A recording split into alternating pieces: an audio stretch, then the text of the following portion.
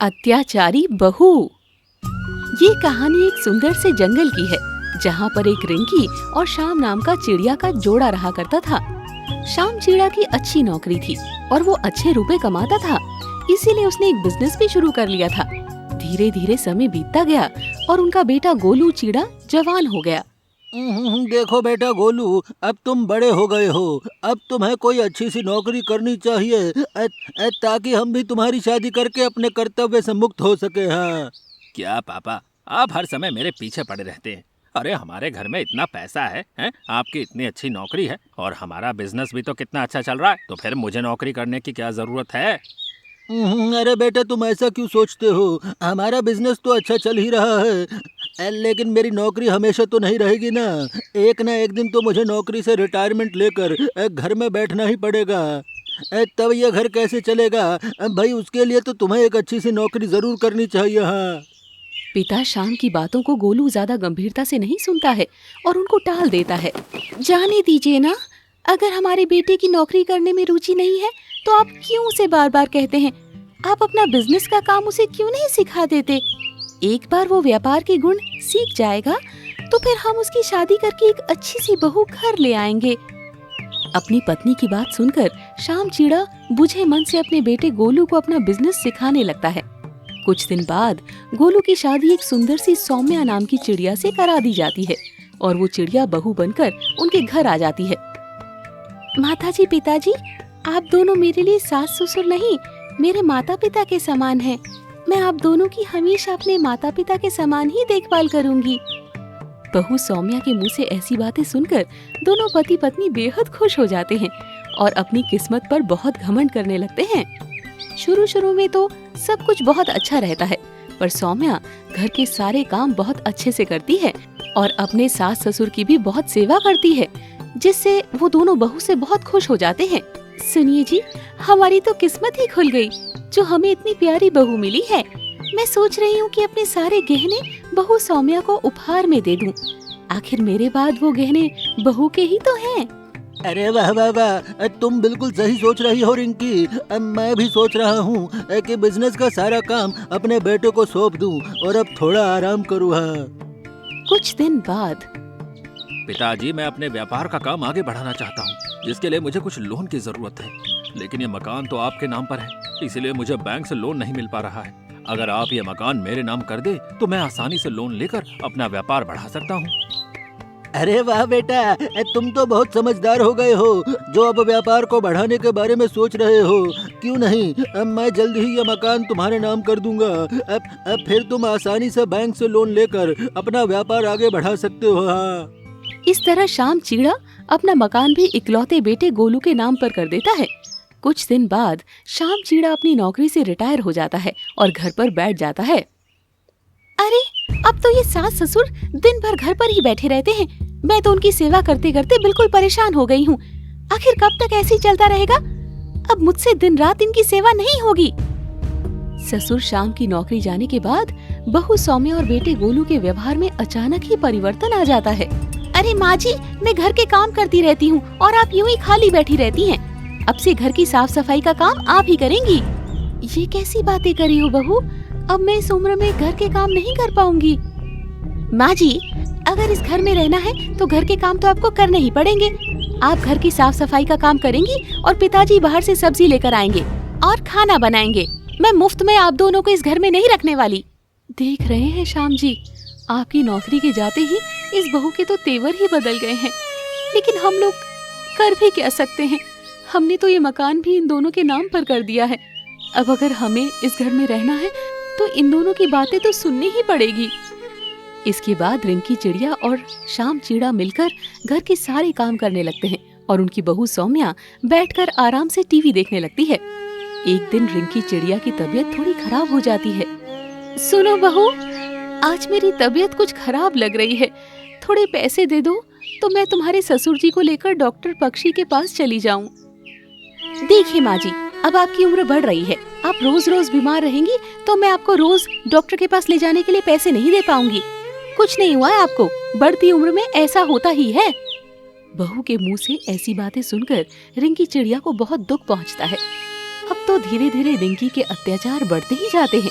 वो बर्तन धुलवाने से लेकर खाना बनाना और कपड़े धुलवाने जैसे सारे काम रिंकी और उसके पति से ही कराने लगती है। एक दिन बहू सौम्या के पिता उनके घर आते हैं। फिर दरवाजे तक पहुंचते हैं, तभी अनजाने में सास रिंकी अपने पति से कहती है, हमने अपने बेटे गोलू और बहू सौम्या को समझने में बहुत गलती कर दी। अपना मकान, व्यापार और सारे गहने उन दोनों को देने के बाद अब हमारा इस घर में कुछ भी नहीं बचा है। इसीलिए हमारी बहू अब हमारे ऊपर इतने अत्याचार करती है। मैंने तो उसे बहुत ही सीधी सादी लड़की समझा था, लेकिन वो तो बहुत ही तेज तर्रार निकली। उसने बहुत चतुराई से हमारा सब कुछ हमसे छीन लिया और अब हमें हमारे ही घर में नौकर बना दिया है। रिंकी चिड़िया की बात सुनकर सौम्या के पिता को बहुत धक्का लगता है।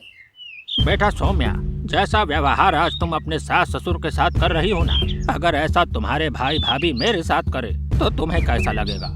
अगर तुम्हारी भाभी भी तुम्हारी माँ से धोखे से सारे रुपये गहने और घर छीन कर उनसे नौकरों जैसा बर्ताव करे, तब तुम्हें समझ में आएगा कि तकलीफ क्या होती है। अरे तुम्हारी जैसी लड़की मेरी संतान हो ही नहीं सकती। अब से तुम्हारा मेरा कोई संबंध नहीं है। मुझे माफ कर दीजिए पिताजी, धन के लालच में मैं अंधी हो गई थी। अब से मैं ऐसी गलती नहीं करूंगी और अपने सास ससुर को अपने माता पिता की तरह ही सम्मान दूंगी। इसके बाद बहू रिंकी सुधर जाती है और वे सभी खुशी खुशी रहने लगते हैं। सौतेली चिड़िया मौसी। ये कहानी एक चंपकवन नाम के जंगल की है, जहाँ पर एक कुहू नाम की चिड़िया अपने पति पिंटू के साथ रहा करती थी। उनकी एक बहुत प्यारी सी बेटी थी, उसका नाम रेनू चिड़िया था। एक दिन कुहू की सौतेली बहन रज्जो उससे मिलने के लिए आती है।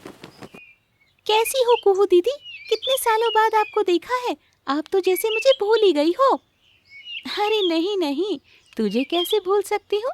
बेशक तू मेरी सौतेली बहन है, लेकिन मैंने तुझे हमेशा अपनी सगी बहन से भी ज्यादा प्यार किया है। मुझे पता है दीदी कि आप मुझसे अपनी सगी बहन जैसा प्यार करती हो, तभी तो आज मुसीबत पड़ने पर मैं दौड़ी दौड़ी आपके घर चली आई। मुसीबत? कैसी मुसीबत? छोटी पूरी बात बता, मेरा तो दिल बैठा जा रहा है। क्या बताऊं दीदी, मुझ पर तो बहुत बड़ी मुसीबत आ गई है। मेरा जो घोंसला था उसके ऊपर एक बाज ने कब्जा कर लिया है। अब मेरे पास रहने के लिए कोई घर नहीं है और बारिश का मौसम भी आने वाला है। इसीलिए मैं सर छुपाने के लिए आपकी घोंसले में चली आई। देख छोटी, तुझे परेशान होने की बिल्कुल भी जरूरत नहीं है। अब से तू इस घर को ही अपना घर समझ। तू यहाँ पर बिल्कुल आराम से रह सकती है। कुहू चिड़िया स्वभाव से बहुत ही सीधी सादी थी, इसीलिए वो रज्जू के झूठे आंसू और उसकी चालाकी को समझ नहीं पाती है। कुछ ही दिनों के बाद, पिंटू जी, मैं देख रही हूँ कि आजकल आपका बाहर काम में मन नहीं लगता है। आप बस घर पर रुकने के बहाने ढूंढा करते हैं। अगर ऐसे ही चलता रहा तो घर का खर्च कैसे चलेगा? हमारी बेटी की स्कूल फीस और बाकी के खर्चों का क्या होगा? देखो कुहू, मुझे सिखाने की जरूरत नहीं है। अरे मुझसे जितना हो सकता है मैं कर ही रहा हूँ। क्या बात है, आजकल आप बहुत उखड़े उखड़े रहते हैं। कोई भी बात कहो तो उल्टा जवाब देते हैं। अगर कोई बात है तो आप मुझसे साफ साफ कहिए। अब तो ये रोज की बात हो गई थी। पिंटू और कुहू के रिश्ते में दरार सी आने लगी थी। न जाने क्यों पिंटू अब कुहू से चिड़ा चिड़ा सा रहता था। एक दिन कुहू चिड़िया नदी से पानी भरकर ला रही होती है, तभी उसे पेड़ के पीछे से पिंटू की हंसने की आवाज़ें सुनाई पड़ती है। अरे ये तो पिंटू जी की आवाज है, लेकिन वो तो सुबह बोलकर गए थे कि आज कुछ काम है, जंगल के बाहर जाना है, तो लौटने में देरी हो जाएगी। आखिर माजरा क्या है, देखना ही पड़ेगा। ऐसा सोचकर कुहू पेड़ के पास पहुंच जाती है। वहाँ पर पिंटू चिड़ा उसकी सौतेली बहन रज्जो के साथ हंस रहा था। अरे पिंटू जी और रज्जो, आप दोनों यहाँ क्या कर रहे हैं? रज्जो, तुम तो सुबह से तबीयत खराब होने का बहाना बनाए बैठी थी, और आपको तो आज जंगल से बाहर काम से जाना था ना। ये सब चल क्या रहा है? अच्छा ही हुआ जो तुमने खुद अपनी आंखों से देख लिया। जो तुम्हें दिख रहा है वही सच है।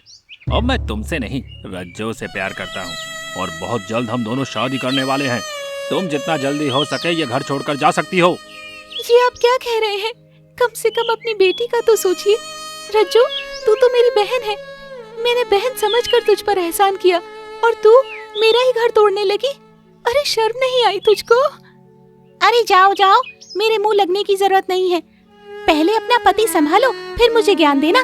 तुम्हारी जैसी बदसूरत चिड़िया के साथ पिंटू जी ने पता नहीं कैसे इतने साल बिता लिए। बेचारी कुहू चिड़िया के पैरों के नीचे से तो जैसे जमीन ही निकल जाती है। वो रोते रोते अपने घर आती है। बेटे रेनू, अब तुम्हें और मुझे ये घर छोड़कर यहाँ से जाना होगा। तुम्हारे पापा और रज्जो मौसी शादी कर रहे हैं। ये कैसी बातें कर रही हो माँ? ऐसा कैसे हो सकता है? क्या पापा हमें इस घर से बाहर निकाल रहे हैं? लेकिन वो तो मुझसे बहुत प्यार करते हैं, वो तो मेरे बिना रह भी नहीं सकते। अब आपके पापा पहले जैसे नहीं रहे बेटा। अब उन्हें रज्जो के आगे अपनी बेटी और परिवार कुछ भी नजर नहीं आ रहा है। तभी रज्जो और पिंटू भी घोंसले में लौट आते हैं। देख कुहू, जल्दी से जल्दी अपना और अपनी बेटी का सामान लेकर इस घर से बाहर निकल जा। अब मैं तुम दोनों को इस घर में 1 मिनट भी बर्दाश्त नहीं कर सकती। रज्जो की बात सुनकर कुहू अपनी बेटी रेनू को लेकर वहाँ से निकल जाती है। रास्ते में, माँ, मुझे ऐसे लगता है कि हमें घोंसला छोड़कर नहीं आना चाहिए था। मेरे पास एक योजना है। फिर रेनू अपनी माँ को पूरी योजना समझाती है और वापस अपने पिता के पास लौट जाती है। यहाँ से जाते हुए रास्ते में एक दुर्घटना में माँ की मौत हो गई। अब मैं कहाँ जाऊंगी पापा? मुझे अपने पास ही रख लीजिए। अरे, ये रेनू कहाँ से आ टपकी? अब मैं कैसे इस पिंटू से ये घर अपने नाम करवाऊंगी? पिंटू को बेटी रेनू पर तरस आ जाता है और वो उसे अपने पास रख लेता है। अगर मैं इसकी बेटी के साथ अच्छा व्यवहार करूं, तो हो सकता है ये मेरे झांसे में आ जाए और ये मकान जल्दी ही मेरे नाम कर दे। हाँ बेटा, तू तो मेरी बेटी जैसी है, तू आराम से यहाँ रह सकती है। जल्दी मैं तेरा एक बड़े से स्कूल में दाखिला करा दूंगी। मैं तेरी उस कंजूस माँ की तरह नहीं हूँ। 2-4 दिन के बाद ही रज्जो कुछ कागज लाकर पिंटू को दिखाती है। सुनिए, मैं रेनू का दाखिला शहर के बड़े स्कूल में करा रही हूँ। आप बस इन कागजों पर दस्तखत कर दीजिए, बाकी मैं देख लूंगी। पिंटू चिड़ा झटपट कागजों पर दस्तखत कर देता है। अगले दिन सवेरे ही रज्जो सारा सामान समेटकर भाग रही होती है। तभी सामने से कुहू चिड़िया और रेनू चिड़िया उसे पकड़ लेती है। जल्दी बाहर आ जाइए पिंटू जी, ये देखिए आपकी रज्जो आपका घर छोड़कर भाग रही है। और ये बैग में क्या छुपा रही है, दिखाओ। शोर सुनकर पिंटू भी हैरान होकर बाहर निकल आता है। ये देखो, इसने धोखे से हमारा ये घर अपने नाम करवा लिया है और अब ये आपका मकान और घर का सारा सामान समेटकर यहाँ से भाग रही है। ये क्या कर रही हो रज्जो? अरे मैंने तुम्हें क्या समझा और तुम क्या निकली? और कुहू, तुम जिंदा हो? अरे मुझे तो लगा था कि तुम मर गई हो। इस धोखेबाज रज्जो के चक्कर में मैंने तुम्हारा कितना अपमान किया। हो सके तो मुझे माफ कर दो। मैं जानती थी कि ये सारा जाल इस धोखेबाज रज्जो का ही फैलाया हुआ है, इसीलिए मैंने और रेनू ने मिलकर ही ये सब योजना बनाई थी ताकि हम इसे रंगे हाथ पकड़ सकें। फिर कुहू अपने पति पिंटू को माफ कर देती है और वो सब साथ में खुशी खुशी रहने लगते हैं।